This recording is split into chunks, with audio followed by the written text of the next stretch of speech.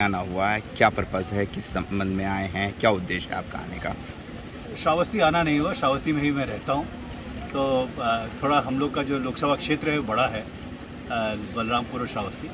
हम लोग का मकसद केवल एक है, भारतीय जनता पार्टी, माननीय नरेंद्र मोदी और माननीय योगी आदित्यनाथ जी ने कहा है कि जा करके जनता की सेवा करनी है। यहाँ पे जो काम हो रहे हैं, सबसे पहले उन कामों का निरीक्षण करना है कि कहाँ पे काम हो रहे हैं, नहीं हो रहे हैं। पर उससे भी ज़्यादा जो वंचित लोग हैं, जो कि सरकार तक पहुँच नहीं पाते हैं, जिनको जैसे आधार कार्ड नहीं मिल पाता है, जिनको किसी कारण से उनको समझ नहीं होती है, उनके लिए कार्य करना है। जहाँ जहाँ जो गैप कहा जाता है कि कहाँ पे कुछ ग्रामीण इलाकों में रोड नहीं है, कहीं बिजली का आखिरी पोल नहीं पहुँचा है, वो सब देख करके उन गैपों को भरने के लिए हम लोग यहाँ पे चलते हैं।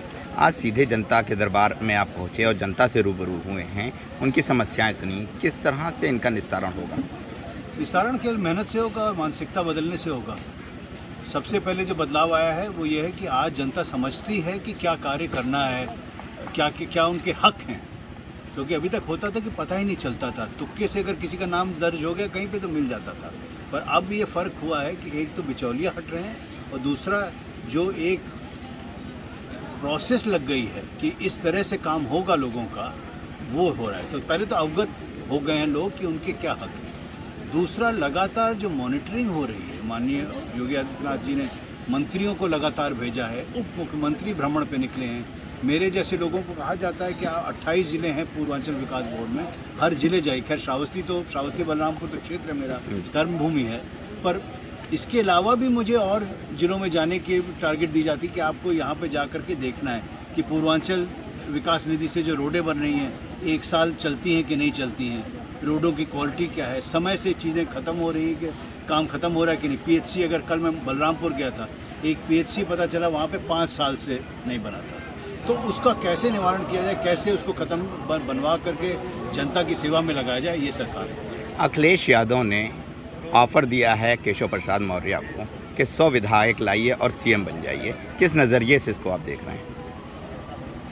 भाजपा और औरों में फ़र्क केवल एक है। शायद रामचरितमानस में एक बार भगवान राम ने कहा था रावण को कि कुछ लोग होते हैं जो बोलते हैं करते नहीं हैं, कुछ लोग हैं जो करते हैं। भाजपा इन सब बातों में ज़्यादा ध्यान नहीं देती। हम लोग को जो, और मैं एक छोटा कार्यकर्ता हूँ, हम लोग को जो काम कहा गया है कि जनता की सेवा करेंगे। जनता की सेवा करेंगे तो हमारे 100 नहीं 400 आएंगे हमारे विधायक, और हम लोग जनता का विश्वास हमेशा रखेंगे। तो बाकी 24 के चुनाव में क्या आप श्रावस्ती की लोकसभा से मैदान में आ रहे हैं? ये पार्टी का निर्णय होता है। मैं जनता की सेवा करूंगा।